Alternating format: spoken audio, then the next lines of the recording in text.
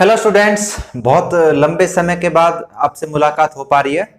तो अभी 12 घंटे पहले एक न्यूज़ आई है, तो उसको मैं कंफर्म करने में लगा हुआ था। थोड़ा लेट हो गया कि एक खुशखबरी भी है। वैसे तो देखा जाए तो खुशखबरी ही है, लेकिन हो सकता है कुछ बच्चों के लिए ये थोड़ी कम खुशखबरी हो कि नीट पोस्टपोन्ड हो चुका है। 13 सितंबर जो है फिलहाल वो डेट आ रही है, और अभी देखा जाए तो अपने पास 69 डेज बचते हैं। तो अपने को ये देखना है कि 69 डेज अपन किस तरह से यूटिलाइज कर सकते हैं। देखो, अगर आपका जो फोकस था 26 जुलाई था, तो आपकी अभी तक ज्यादा नहीं तो 2 से 3 बार रिवीजन हो गई होगी, क्योंकि नीट 3 मई को होना था, तो उससे पोस्टपोन्ड होके 26 जुलाई तक आया। अब आगे आपको लगभग 2 से 2.25 महीना और मिल रहा है। मतलब ये 20 दिन इसके, सॉरी 27 दिन इसके, 30 आगे और 12 वो, तो 69 डेज हमारे पास बचते हैं।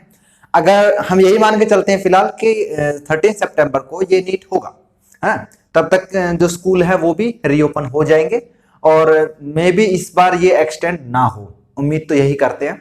तो इसमें हमारा बेनिफिट ये है कि यार आसपास कोरोना का माहौल है, तो हम उससे इन्फेक्ट होने से बच जाएंगे, और थोड़ा शांति से हम तैयारी भी कर सकते हैं।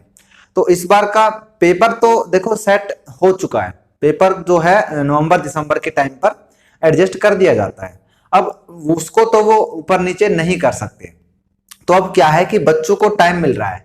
अब इस टाइम में दो कैटेगरी के बच्चे होंगे कि या तो यार ये सोच रहे होंगे यार फिर से पोस्टपोन्ड हो गया, थोड़ा और लेट होके प्रिपरेशन शुरू करेंगे, या थोड़ा अब इस गैप के आने से कुछ बच्चे आलस में आ जाएंगे या थोड़ा कम पढ़ना स्टार्ट कर देंगे, और कुछ बच्चे इस मौके का फायदा उठाएंगे, इस टाइम को अच्छे से यूटिलाइज करके दुगनी मेहनत करेंगे। वो बच्चे आगे जाके रैंक निकालेंगे, है ना। ये टाइम बहुत ज्यादा कीमती है, यहाँ का एक एक सेकंड आपकी रैंक डिसाइड कर सकता है। ठीक है, तो मैं इसको 69 डेज में आपको, वैसे तो आपने प्रिपरेशन अच्छी खासी इस वक्त आपकी होगी, है ना। अब अपने को ये रिवीजन में टाइम देना है। ठीक है, मैं ऑन एन एवरेज, मतलब ज्यादा नहीं, 6 से 8 घंटे पर डे मान के चलता हूं, पर डे। ठीक, 6 से 8 घंटे per day more than enough है। इतना सिलेबस आप चाहे आपने 11th-12th किया हो, ड्रॉपर हो, आप अब इस स्टेज पे हैं कि आप एक बार आंखों से सिलेबस निकाल के आ चुके हैं। आपको पता है कि कौन सी चीजें कहां से हैं, कहां से क्वेश्चन पूछे जाते हैं, और कहां कहां से इंपॉर्टेंट हमारे टॉपिक्स हैं। तो हम 6 से 8 घंटे अगर डेली भी दे तो भी बहुत अच्छी रैंक हम हासिल कर सकते हैं, जिससे कि हम एक अच्छे कॉलेज में एडमिशन ले सकें। बाकी आप इससे ज्यादा एक्स्ट्रा दोगे उतना आपका फायदा है, उतनी अच्छी आपकी रैंक इंप्रूव होगी, लेकिन ये मिनिमम है। ठीक है, 6 से 8 घंटे में आपको मान लो मैं एवरेज लेता हूँ 7 घंटे। ठीक है, आप 7 घंटे पढ़ रहे हो, 7 घंटे लगातार तो नहीं बैठ पाओगे। 7 घंटे मैं तो कभी बैठ ही नहीं पाता, मैं 1 या 1.5 घंटे कभी बैठ पाता हूँ, तो उसके बाद फिर मेरे को गैप देना पड़ता है। मैं कभी भी मतलब जैसे प्रिपरेशन करता हूँ तो मतलब कोई भी बच्चा है जो टॉपर्स होते हैं वो कभी भी ऐसे लगातार नहीं पढ़ते हैं। वो जैसे 1-1.5 घंटा पढ़ेंगे, 5 से 10 मिनट का गैप ले लेंगे, या फिर मैं बताऊं, जैसे मान लो सुबह वो आप उठते हो मान लो 7 बजे। ठीक है, ठीक है, एवरेज आजकल के बच्चे थोड़ा स्कूल भी नहीं है तो 7-8 बजे तक उठते हैं। तो मान लो 7 से 12 तक आपने 5 में से 2 घंटे निकाल लिए। ठीक है भाई, सुबह सुबह आप खाना भी खाओगे, नहाओगे, धोगे, मतलब बहुत सारे अपने जो डेली एक्टिविटीज हैं उनके अलावा आप इनमें से आपने 2 घंटे निकाल लिए। और मैं कहता हूं मॉर्निंग में आपको केवल और केवल बायोलॉजी पढ़नी है। भाई साहब, बहुत सही याद होता है इस टाइम पे, जो हमारी लर्निंग पावर है वो काफी अच्छी होती है। अगर उठते ही उठते आप 2 घंटे पढ़ते तो और ज्यादा बेटर है। फिर आप इसको तोड़ लो 12 से 6 में। 12 से 6 में आपको निकालने हैं 3 घंटे। ठीक है, केवल 3 घंटे। यहां से आप 3 घंटे निकाल सकते हो 6 घंटे में से। दोपहर में कोई ज्यादा काम भी नहीं होता, सब आराम भी करते हैं, इतना ज्यादा कुछ एक्टिविटी नहीं होती, तो आप 3 घंटे यहाँ पे निकाल सकते हैं। 3 घंटे आप, अब आपको देखना है कि आपका कौन सा वीक पार्ट है।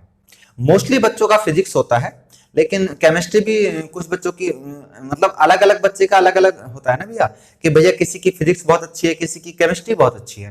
तो आपको इन 3 घंटे में जो वीक वाला पार्ट है, जो वीक हमारा सब्जेक्ट है, उसको टाइम देना है पूरा पूरा।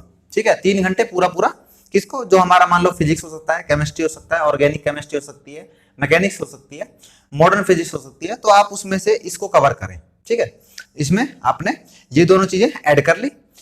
अब कितने हो गए ये 5 घंटे तो पर डे के हिसाब से हो गए। अगर मैं एवरेज लूं तो कितना लेना था 7 घंटे। अब अपने पास शाम के 6 बजे से आप मान लो 8 घंटे की भी नींद लेते हो तो 11 बजे आप सोओगे, है ना, 11 बजे, ठीक है।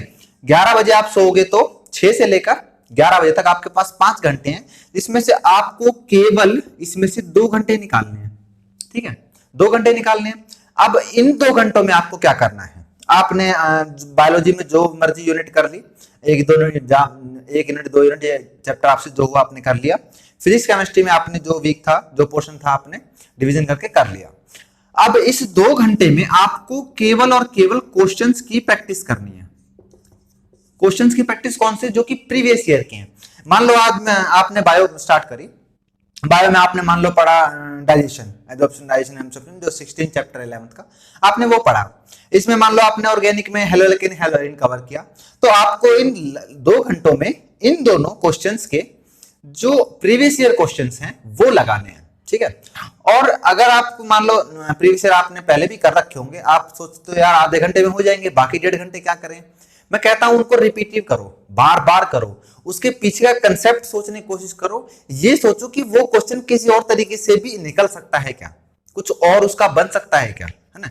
उनको रिपीट करने से क्या होगा, आपको एग्जामिनर की जो उसकी सोच है वो किस तरह से फंसा रहा है, कैसे आप उसको एनालाइज कर पा रहे हो, वो ज्यादा इंपॉर्टेंट है।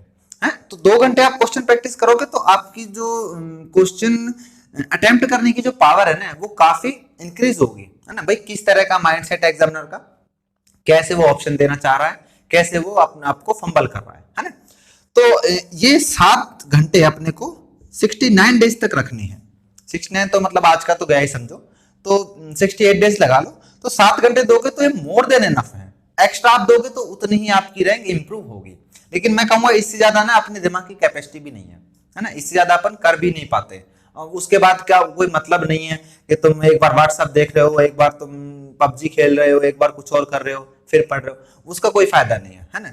इसको पढ़ो शांति से, इसको फॉलो करो, और मैं गारंटी देता हूं आप एक बहुत अच्छी रैंक तक पहुंच सकते हो इस शेड्यूल से, ठीक। तो आगे कोई भी अपडेट आएगी तो हम आप तक पहुंचा देंगे। पढ़ते रहें, मेहनत करें, आगे बढ़ें।